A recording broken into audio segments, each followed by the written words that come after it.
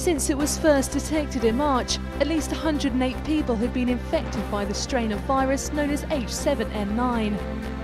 A team from the World Health Organization is monitoring.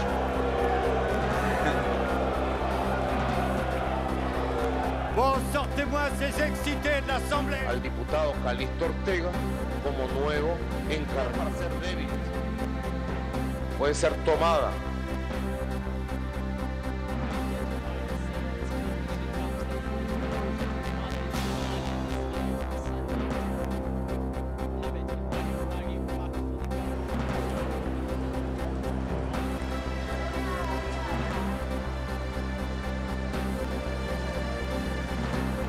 And I can say that the president is fine. I was